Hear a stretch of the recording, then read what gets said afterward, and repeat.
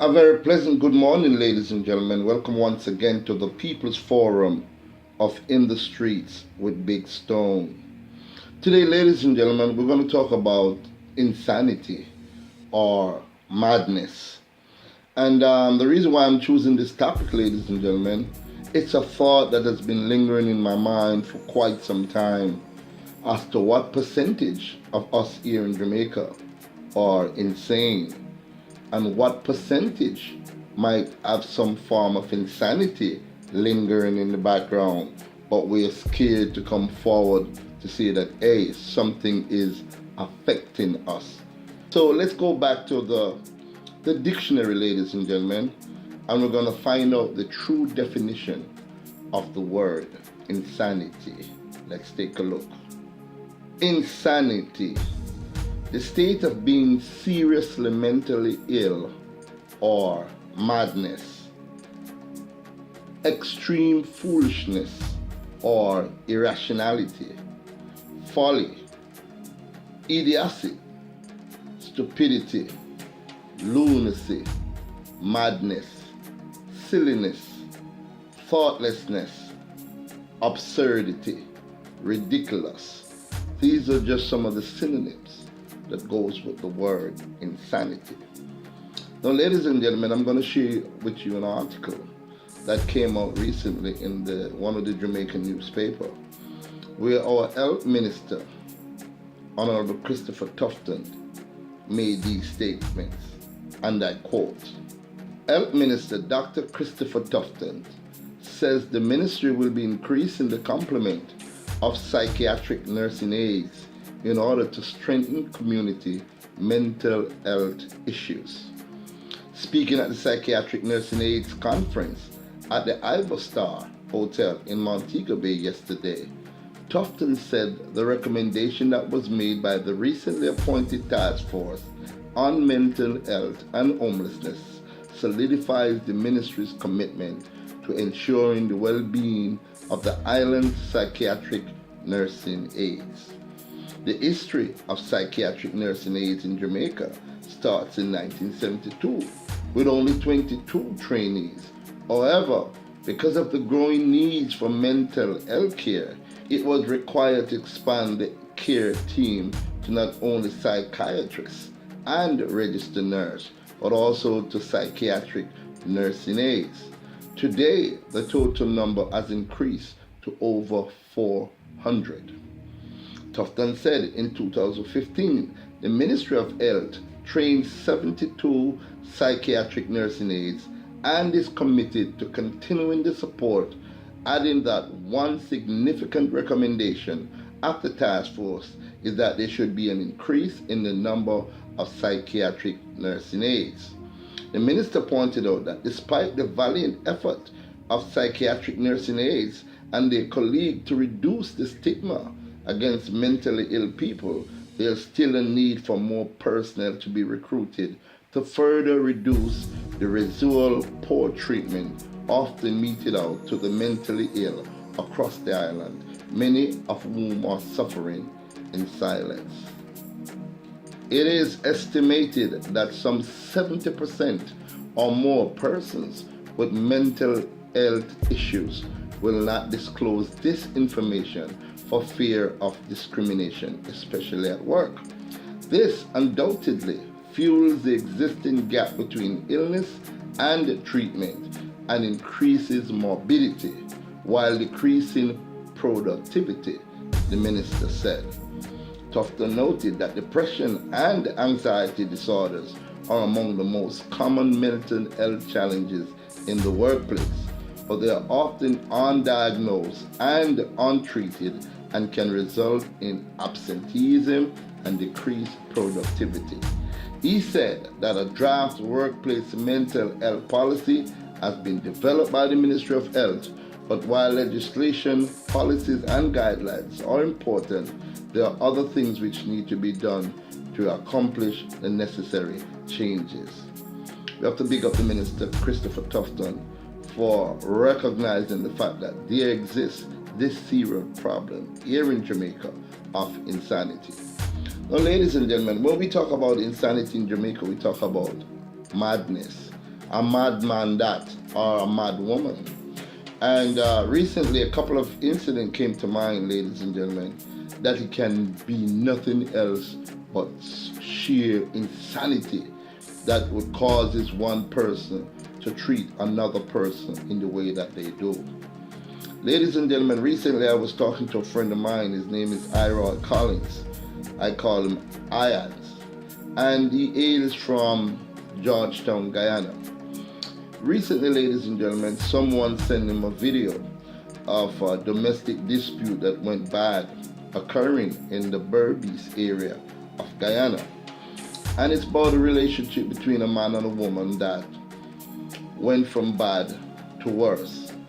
The woman lives in the United States. She came home and she told her boyfriend that for some reason she cannot continue the relationship. And ladies and gentlemen, I cannot describe what took place to this poor lady in Berbice. But she was butchered. And that's where I'm going to leave that. As recently as a couple of days ago, a young lady, and I'm going to read from one of our newspapers. This happened in the St. Ann Bay area, and I'm saying this is totally madness again. A woman who was shot by a man in St. Anne's Bay Friday evening died while undergoing treatment at the St. Anne's Bay Regional Hospital Saturday morning. Ophelia Wollaston, a registered nurse from Limehall, St. Anne, was shot at about 6:30 p.m. evening as she shopped at a busy supermarket in St. Anne's Bay. Reports are that Wollaston had gone to the St. Anne's Bay police station earlier to file a report and then left for the supermarket. While at the supermarket, she had an altercation with a man who opened fire at her. The police did not confirm if the man who shot Wollaston was the person she had filed a complaint against. However, speculation are that she had filed a report against him. Wollaston attacker reported handed himself over to the police following the shooting on Friday. Insanity, madness. But I just want to take a point right here, ladies and gentlemen, to discuss a relationship gone bad. And can we associate a relationship gone bad with temporary insanity, or total blown up madness? If a man and a woman are involved in a relationship and somehow either person decided to end the relationship, they're not comfortable, they're not happy, they're not enjoying the relationship anymore, then it's for either person, whether male or female, to simply let that person go. I've experienced this relationship when I was a much younger man. A young lady who said that she doesn't want to further continue the relationship. And of course, I felt disappointed, I felt let down, I felt hurt. And I felt like, it is the end of the world, because that's how you feel when you really and truly care about someone. But after I thought about it long and hard, I said to myself, well, if she doesn't like me the way I want her to like me, guess what? Somebody else out there will. And I'm sure a lot of you out there were involved with relationship and are thinking to do negative things because your partner, whether male or female, rejected you or just flat out don't want to deal with you anymore. Let that relationship go. You don't have to get yourself involved in any form of trouble. But let's get back to the meat of insanity, ladies and gentlemen, and why I personally think some of our Jamaicans are losing it. Let's take a poor person who works for the minimum wage. Let's say the minimum wage is $6,500. That's 6,500 Jamaican dollars a week. And that person has to apply 2 bus routes to go to work to earn that $6,500 a week. And that person has to pay for lunch. And that person has to come home and provide food and light bill and the water and so on to take care of his or her family. A monkey money that. And while the same person that they work for, ladies and gentlemen, who makes $2 million a week take home, go to the same supermarket as the person who makes $6,500 a week, and the same loaf of bread that costs $300 is the same loaf of bread that that person that works $6,500 a week have to purchase and pay the same cost. A tin of milk, the same thing, $200. The rich man paid $200, the poor man paid $200. But guess who suffer? The one who's at the bottom of the ladder. And insanity comes in because of a number of reasons. As the health minister mentioned, anxiety and stress. And when you work very hard, ladies and gentlemen, and you try your utmost best to do for your family, and all you get is just nothing in the end results. The least you want to be involved with is a relationship that you're not getting 100% support either. And 100% support doesn't necessarily have to come from a financial standpoint. Support can come from a comforting standpoint where one, comforts the other in their pain and their peril and put and turn their hand, make fashion and put suggestions and ideas to paper and to see if you can come up with something. Another case of insanity, this happened a couple of weeks ago in the Papine Square area, where a woman looked at her man and says, listen, I just don't want to continue this relationship anymore. And this man took a machete, ladies and gentlemen, and the rest is written in the newspaper. It's so gross I don't even want to discuss what happened. And even after it was reported that he was shot 2 or 3 times, he kept using that machete. Jamaica, they say about 30% of us are crazy down here. And I somehow tend to believe that because there's certain things that are being done in this country. And I know poverty doesn't play a big part. It plays a part, but not the biggest part. Because some of the most wealthiest areas, like say Montego Bay, where there's so much money being pumped down here, whether legally or illegally, and people are dying left and right. The last stats that I heard about Montego Bay is about 256 people being killed. 6, 7, 8 people being shot at a time. Not to mention Clarendon again. So I think, ladies and gentlemen, that there's a level of insanity that is just moving right across the island, and it's affecting our youngsters who are not in a position to even think about it or discuss it, or better yet, recognize the problem that they do understand that they have. And Jamaica, we need to start to work closely now with each other. Pay attention to your friends. Look for signs of depression. Look for signs of anxiety. Look for signs of stress.